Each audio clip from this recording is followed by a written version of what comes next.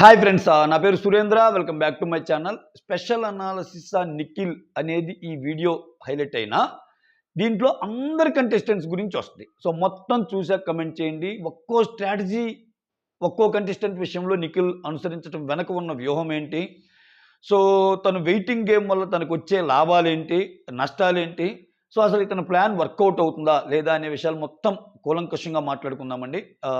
1-2 days నుంచి చెప్తున్నా కానీ చేయలేకపోతున్నా, టైం కుదిరింది చేస్తున్నా. ఎస్, వీడియోస్ నచ్చుతుంటే లైక్ చేయండి. ఎస్పెషల్లీ ఇటువంటి స్పెషల్ అనాలిసిస్ వీడియోస్ వచ్చినప్పుడు మాత్రం మొత్తం చూసే ప్రయత్నం చేయండి, ఓకేనా? రైట్, కొత్త వాళ్ళు ఎవరైనా చూస్తుంటే please do subscribe my channel. అలానే ఒక లైక్ కొట్టి స్టార్ట్ చేస్తే రీచ్ ఎక్కువ ఉంటుంది. సో మీ లైక్ నా వీడియోని ముందుకు తీసుకెళ్ళడానికి ఉపయోగపడింది. ఎస్, నిఖిల్ నిఖిల్ వచ్చినప్పుడు ఇనీషియల్గా అభిప్రాయాలు ఎలా ఉన్నాయి హౌస్మేట్స్ అని చూస్తే, అసలు మాట్లాడినీడు, మధ్యలో ఎక్కువ దూరతాడు, ప్రతిదానికి అటెన్షన్ సీకింగ్ లాగా ఆయన మాట్లాడేటట్టే చూసుకుంటాడు అన్నట్టు.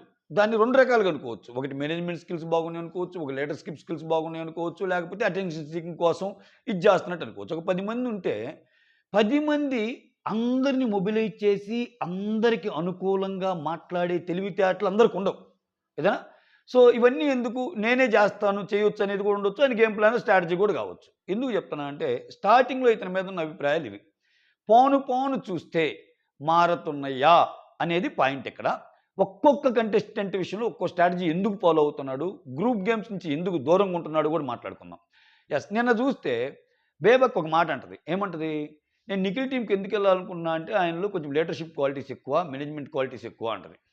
సోనియాకి ఈయనకి పడదు. అటువంటి సోనియా ఏమంటదంటే, తనను తను పొగుడుకుంటానే, సో నేను ఒక ఆడపుల్లాగా ఆడతాను, నీలాంటి స్ట్రాంగ్ కంటెస్టెంట్ ముందు ఆడాలంటే నేనే, కాకపోతే నువ్వు నా టీంలోకి అటువంటి నన్నే నీ టీంలోకి తీసుకుంటున్నావంటే నువ్వు తెలివైన వాడివి, నేను ఒక్కరిని ఇద్దరితో సమానం, ఇటువంటి డైలాగ్స్ అన్నీ వేస్తాయి కదా. అంటే ఈ డైలాగ్స్ అన్నీ పక్కన పెడితే, నీలాంటి స్ట్రాంగ్ కంటెస్టెంట్తో ఆడగలిగే ఇది నాకే ఉంది అంటే, సోనియా తెలియకుండానే నిఖిల్ని డిఫైన్ చేసింది ఒక వర్డ్తో, యు ఆర్ స్ట్రాంగ్ కంటెస్టెంట్ అని.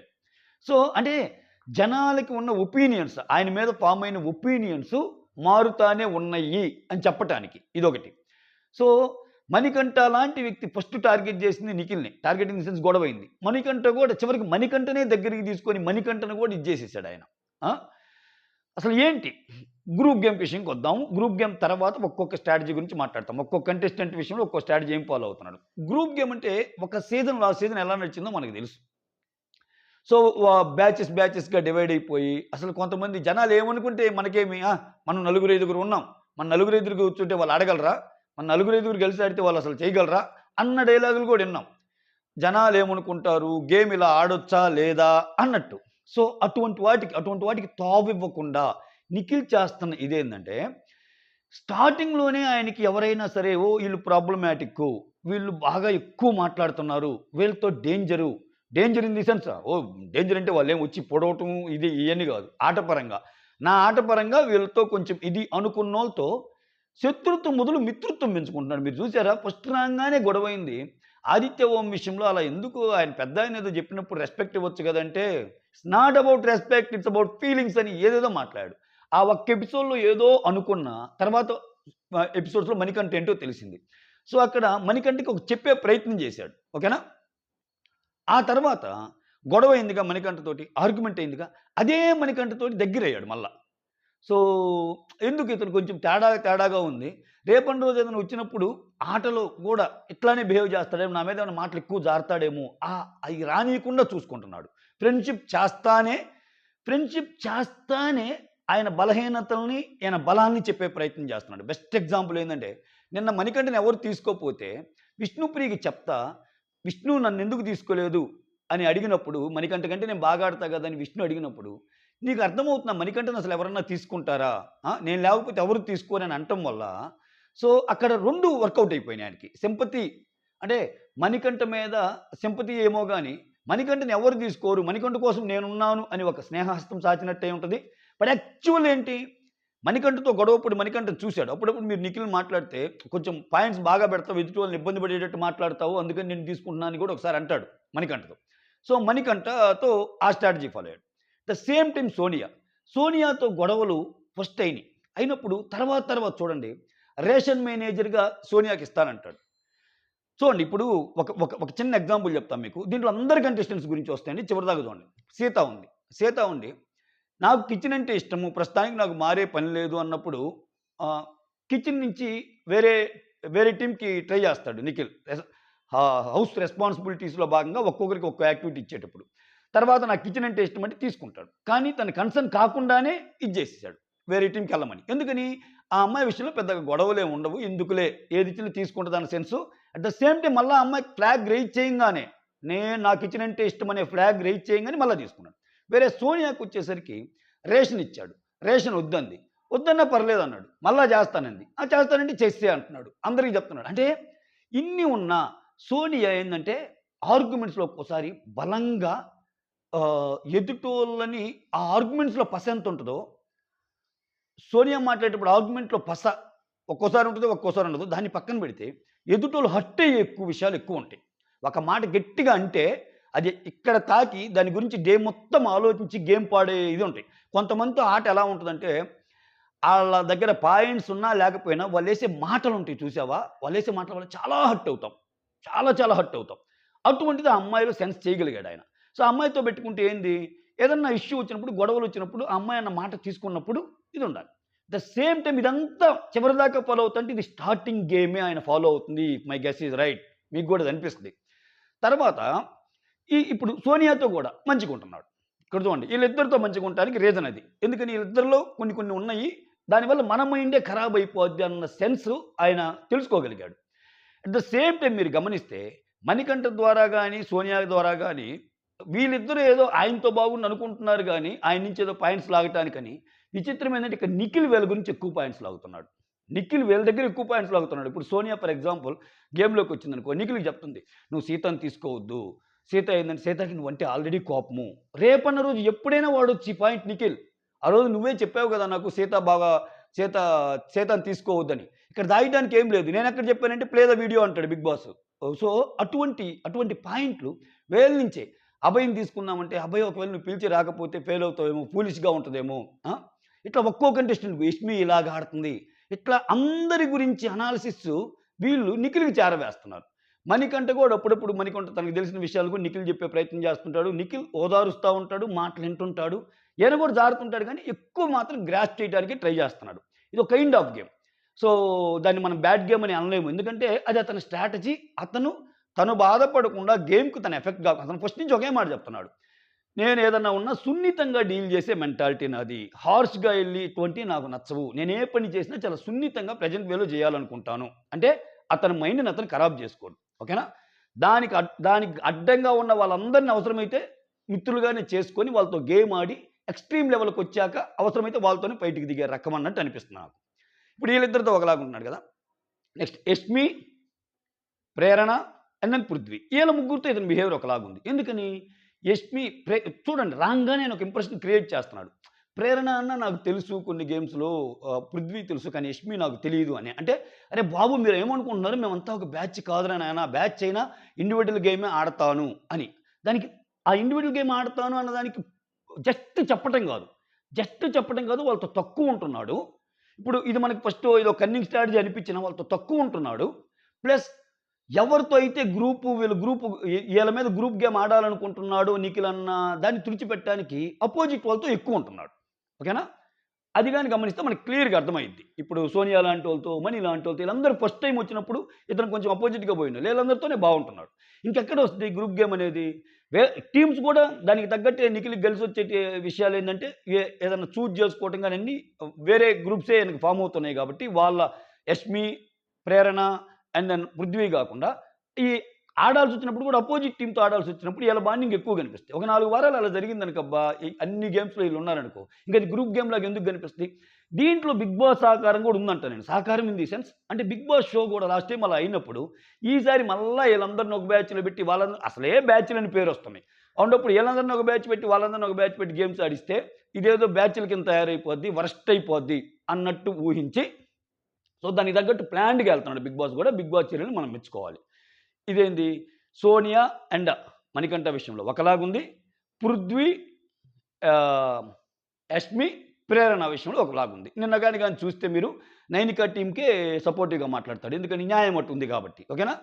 సో అది. ఆ తర్వాత ఆర్‌జే శేఖర్ భాష, అభయ్ నవీన్ వీళ్ళతో ఇంకొకలాగుంది ఇతని స్ట్రాటజీ. ఒక్కొక్కరితో ఒక్కో స్ట్రాటజీ అంటే అదే. ఇప్పుడు అభయ్ నవీన్, ఆర్‌జే శేఖర్ భాషతో ఈయనకెప్పుడు పెద్ద గొడవలు కాల. అఫ్‌కోర్స్ ఆర్‌జే శేఖర్ భాషతో పెద్ద గొడవైనా, అభయ్ నవీన్‌తో పెద్ద గొడవైనా మీరు క్లీన్‌గా వినండి. అభయ్ నవీన్‌తో పెద్ద గొడవైనా, ఆర్‌జే శేఖర్ భాషతో పెద్ద గొడవైనా, నిఖిల్ యొక్క గేమ్ ఎలా ఉండబోయేదంటే ఓకే. ఇప్పుడు ఎలా అయితే ఉంటున్నాడో ఎవరితో? సోనియాతో, మణికంఠతో ఖచ్చితంగా వాళ్ళతో కూడా అలానే ఉంటున్నాడు. పెద్ద గేమ్ వాళ్ళకేం కాల. వాళ్ళతో ఏం పెద్ద గొడవలు జరగల. గొడవలు జరిగినప్పుడు తనకి ఇబ్బంది పెడతారనో ఇంకోటేమో తెలీదు. అంటే వాళ్ళ మీద తనకున్న ఒపీనియన్స్‌ని చాలా ఫ్రీగా ఎక్స్‌ప్రెస్ చేయొచ్చు. వీళ్ళతో కంటే. అటువంటప్పుడు వాళ్ళతో నార్మల్‌గా ఉంటున్నాడు. బేబక్కతో గాని, ఈళ్ళతో గాని. ఇప్పుడు 'ఆర్‌జే శేఖర్ భాషకి' ఇతనికి ఏదైనా గొడవ ఆర్గ్యుమెంట్ అయిందనుకో, ఖచ్చితంగా అది వన్ ఆన్ వన్ లాగా ఫైటింగ్ జోన్‌లోకి రాడు నిఖిల్. సో, కొంచెం సంధికే వస్తాడు. ఎందుకంటే ఆయనతో గొడవలవ్వాలనుకున్న ప్రతి ఒక్కరితో ఆయన సంధి చేసుకొని ఆయన మిత్రుత్వంగానే ఉంటున్నాడు. సో, ఈ గొడవలు ఎప్పుడొస్తాయంటే వస్తాయి. గొడవ లేకుండా ఉండదు. ఎందుకంటే వీక్ బై వీక్ పోయే కొద్దీ కంటెస్టెంట్స్ తగ్గే కొద్దీ ఈరోజు మంచిగా అనిపించినోడు రేపు చెడుగా అనిపిస్తాడు. ఈరోజు వీళ్ళని పంపియాలనుకునేవాళ్ళు రేపు ఇంకొకరిని పంపియాలనుకుంటారు. ఈరోజు ఫ్రెండ్ అయినోడు రేపు ఎనిమి అవుతాడు. ఈరోజు ఎనిమి అయినోడు రేపు ఫ్రెండ్ అవుతాడు. ఇవన్నీ జరుగుతాయి. కానీ ఆయన ఇనీషియల్‌గా ఆడుతున్న గేమ్ స్ట్రాటజీ ఇది. ఈ మారినప్పుడు మళ్ళా మారిన విషయాలు మాట్లాడుకుందాం. తర్వాత 'ఆర్‌జే శేఖర్ భాషతో' గొడవ లేదు. అభయ్ నవీన్ చూసావా? నేను గేమ్ పరంగా వచ్చేసరికి అభయ్ నవీన్ కోరుకున్నాడు. ఎందుకని? అభయ్ నవీన్ బాగా ఆడతాడు. అభయ్ నవీన్ బాగా ఆడతాడన్న సంగతి అతనికి తెలుసు. సో, కాబట్టి అభయ్ నవీన్ అండ్ 'ఆర్‌జే శేఖర్ భాష' విషయంలో ఇలా ఉంది స్ట్రాటజీ. విష్ణుప్రియ. విష్ణుప్రియది ఒక డిఫరెంట్ సబ్జెక్టు. విష్ణుప్రియ అంటే ఇష్టం లేదా అంటే ఒక ఫ్రెండ్‌గా. ఇక్కడ విష్ణుప్రియకి, నిఖిల్‌కి చూస్తే నేను సోషల్ మీడియాలో బజ్ ప్రకారం చూసినా, కొంతమంది ఎక్కువగా ఫాలో అయ్యేవాళ్ళు చూసినా నాకు తెలుస్తుందేంటంటే, ఆ 'కిరాక్ బాయ్స్ కిలాడి గర్ల్స్‌లో' విష్ణు అనే అమ్మాయి నాకు క్రష్ అన్నట్టు నిఖిల్‌ని. క్రష్ ఇన్ ది సెన్స్ సరదాగా మాట్లాడుకుంటారు గదా! నిన్న గూడా అంది గదా పృథ్వీని.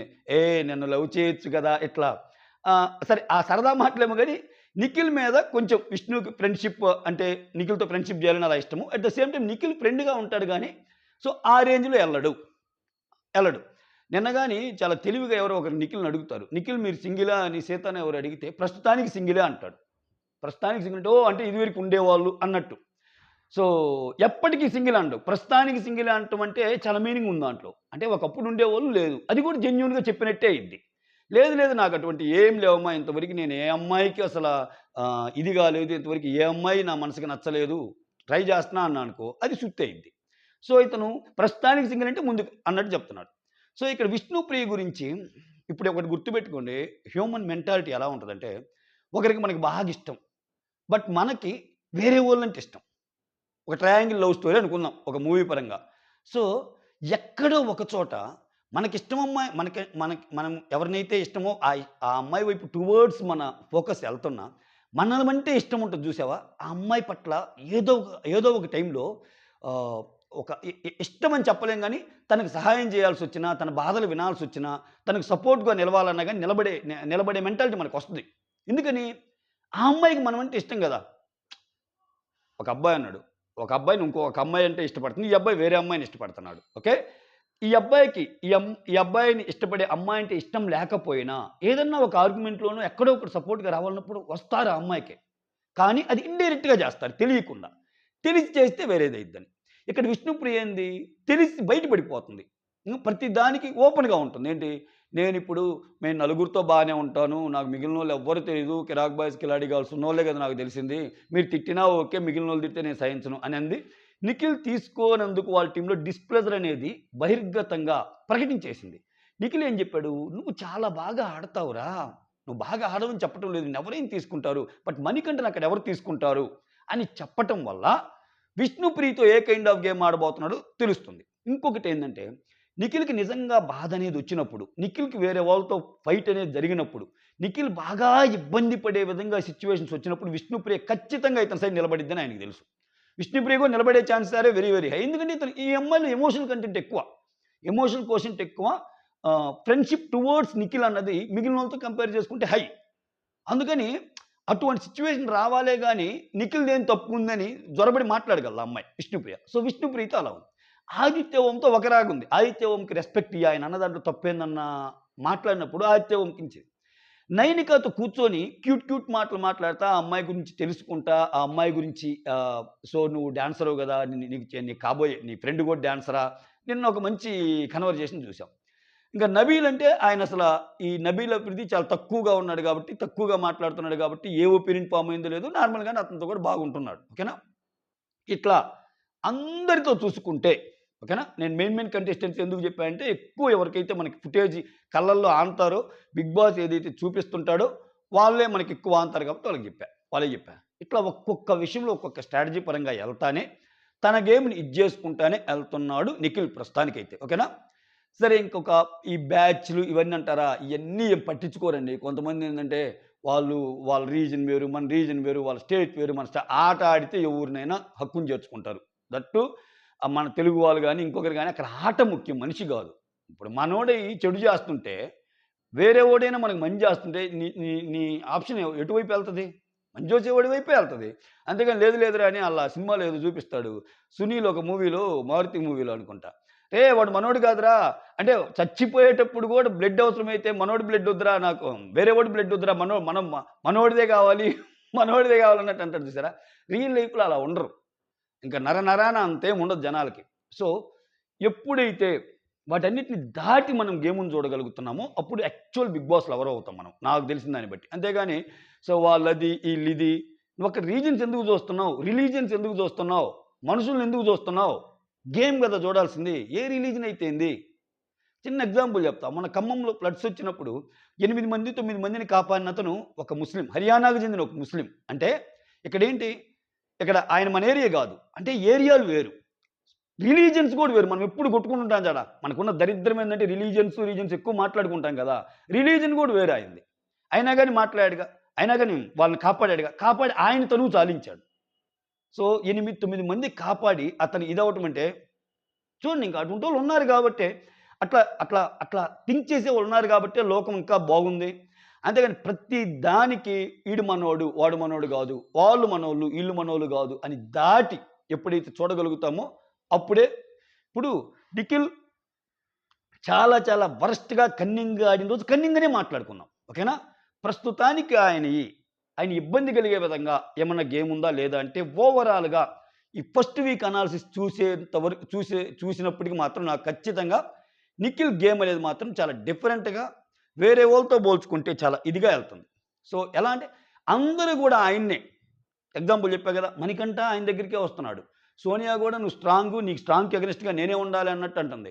విష్ణుప్రియ అయితే ఒక ఫ్రెండ్‌షిప్ కోరుకుంటుంది అతనితో. తర్వాత యష్మి వీళ్ళైతేనేమో ఆల్రెడీ తెలిసినోళ్ళు కాబట్టి టువర్డ్స్ లవ్ ఎలాగో ఉంటది. ఇంకా పృథ్వీకి గాని ఈళ్ళకైనా. ఇక్కడ తేడాల్లో ఆర్‌జే శేఖర్ భాషతోనే వస్తదేమో అనుకుంటున్నా నేను. ఆర్‌జే శేఖర్ భాష, అభయ్ నవీన్. అభయ్ నవీన్ కూడా చాలా తెలివైనోడండి. Mark my words.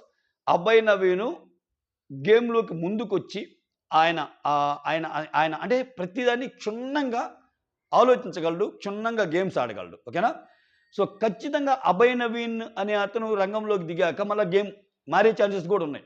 So, Abhay Naveen విషయంలో గాని, ఆర్‌జే భాష విషయంలో గాని సో, కొంచెం ఏదైనా తేడాలొచ్చి ఇదయిందనుకో అంటే ఇప్పుడు ఆర్‌జే భాష అనే అతను ఓన్లీ భాషలో మనం తెలుగు భాష ప్రావీణ్యం చూస్తున్నాం. ఓకే. ఆయన చమక్కలు ఈరోజు జోక్ ఆఫ్ ది డే ఒకటుంది. ఏంటంటే రాత్రింటే అందరికి ఎందుకు ఇష్టమనంటే ఆహ్, అందరూ ఒక్కోటి చెప్తుంటే ఈయనేం చెప్తాడో తెలుసా? రాత్రంటేనే ఎందుకు మూడొస్తదంటే, రాత్రి టైంలో జనాలకి ఎందుకు మూడొస్తదంటే, రాత్రి అంటే రాత్రి. రాత్రి. త్రి అంటే ఏంది తెలుగులో? 3. ముడు. రా ముడు అంటే ముడు రా అని. అంటే మూడుని పిలుస్తున్నావు నువ్వు. ముడు రా అని. అందుకని మూడొస్తదంట రాత్రంటే. ఓరి నాయనా! ఆ చిన్న పదంలో ఇంకా ఆ పక్కనున్న ఎస్‌మి ఎక్స్‌ప్రెషన్ చూడు. ఆ! ఆ! ఇదిగో ఇలా జోకులేసావంటే మాత్రం నిన్ను నేను నామినేట్ చేస్తా అంటుంది ఒకసారైతే. సో, ఇటువంటి జస్ట్ అంటే ఏదో టయానికి ఒకటేస్తే ఓకే. సిట్యుయేషన్‌లో ప్రతిసారి అసలు అలా బంగారం నుంచి బిగించేస్తే రాత్రి దాకా ప్రతి దాంట్లో కాఫీ, టీ గురించి ఒకటి, రాత్రి గురించి ఒకటి, ప్రతి ఒక్కటి. ఇలా జోకులేసుకుంటా పోయే శేఖర్ భాష వన్ ఫైన్ డే ఏదో నచ్చక గొడవకి దిగాడనుకో. నేను ఎదురు చూస్తున్న ఫ్యాక్టర్స్‌లో ఇదొకటండి. నాగ్ సార్ వచ్చినప్పుడు శేఖర్ భాష చలోక్తులకి, శేఖర్ భాష ప్రావీణ్యానికి సూపర్ భాష నీ వల్ల హౌస్ అంతా ఆహ్లాదకరంగా ఉంటుందంటాడు. భాష ఇక్కడికొచ్చింది మనం ఓన్లీ జోకులేసి, జోకులతో కాలం గడుపుకొని వద్దామంటే మాత్రం పొరపాటు భాష. ఎక్కడ ఫైర్ ఎక్కడ?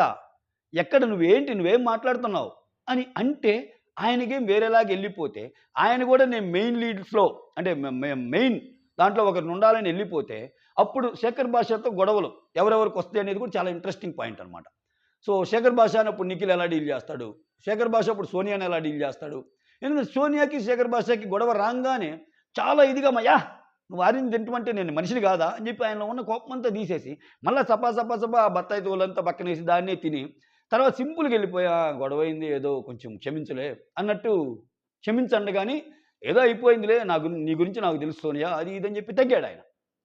సో అట్లా నిఖిల్ విషయంలో జరుగుతుంది ఏంటంటే ప్రస్తుతానికి నిఖిల్ వర్సెస్ ఎవరైనా 1-on-1 సిచ్యువేషన్ గొడవలు లేకపోయినా చెప్పే కదా గొడవలు లేకపోవడానికి రీజన్ ఇదే. ఆయన గొడవలు తర్వాత పెట్టుకోవాలనుకుంటున్నాడు. ప్రస్తుతం హౌస్ మొత్తాన్ని ఒక్కొక్కరి ద్వారా ఒక్కో పాయింట్ ఆయన తెచ్చుకోవాలనుకుంటున్నాడు. ఇంకొంచెం వెయిటింగ్ గేమ్ ఆడి అసలు హూ ఈజ్ హూ అన్న పాయింట్ని ఆయన డెరైవ్ చేసే ప్రయత్నంలో ఉన్నాడు. ఈ ప్రయత్నంలో భాగంగా అందరూ వచ్చి ఆయన దగ్గర నోరు జారుతున్నారు. అదే ఆయనకి ప్లస్ అయింది. నిన్నటిదాకా నిఖిల్ గురించి మాట్లాడిన సోనియా నిఖిల్ దగ్గరికే వచ్చి మిగిలిన వాళ్ళందరూ ఆమెది ఏమిది వాళ్ళు ఇది ఇల్లు ఇది అంటే ఇక్కడ చూడండి నిఖిల్ మళ్ళా వేరే వాళ్ళ గురించి తప్పున హే వాళ్ళు ఇదిరా ఇల్లు ఇదిరా అని చెప్పి చెప్పడు. ఇప్పుడు మణికంఠ గురించి ఒక ఒపీనియన్ ఉంది. యాక్చువల్ మణికంఠ గురించి ఒక ఒపీనియన్ ఉంది అనుకుందాం నిఖిల్కి. లేకుండా ఉంటుందా? ఖచ్చితంగా ఆయన చేసిన దీనికి లేకుండా ఎందుకు ఉంటుంది? అయినా మణికంఠ మీద ఒక సింపతి యాంగిల్ చూపించాడు. ఎందుకని? మణికంఠ మీద కూడా చాలా వరకు నడిచేది బయట ఆ యాంగిలే. కొంతమంది ఫేక్ అనొచ్చు, కొంతమంది అనొచ్చు. అట్లీస్ట్ ఆయనకి ఎవరూ లేరు, ఆయన కొంచెం ఒంటరిగా ఉన్నాడు అన్నప్పుడు ఆయనకి ఆపన్నహిస్తం వస్తే ఎలా ఉంటుంది అనేది కొంచెం చూడగలిగినట్టుంది. అందుకని నువ్వు ఇది అని అనలా. ఇప్పుడు చూడండి ఆర్జే శేఖర్ భాష కానీ లేకపోతే మిగిలిన వాళ్ళు కానీ ఆయన మీద ఫైర్ అయ్యారు బాగా 1-on-1లో. సో ఇప్పుడు ఇతని గేమ్ కొంచెం డిఫరెంట్గా ఉంటుంది. అందుకే ఒక్కో మనిషిలో ఒక్కో డిఫరెంట్ స్ట్రాటజీ ఫాలో అవుతున్నాడు నిఖిల్ అని చెప్పడానికి నేను ఎగ్జాంపుల్ ఇదే అనమాట.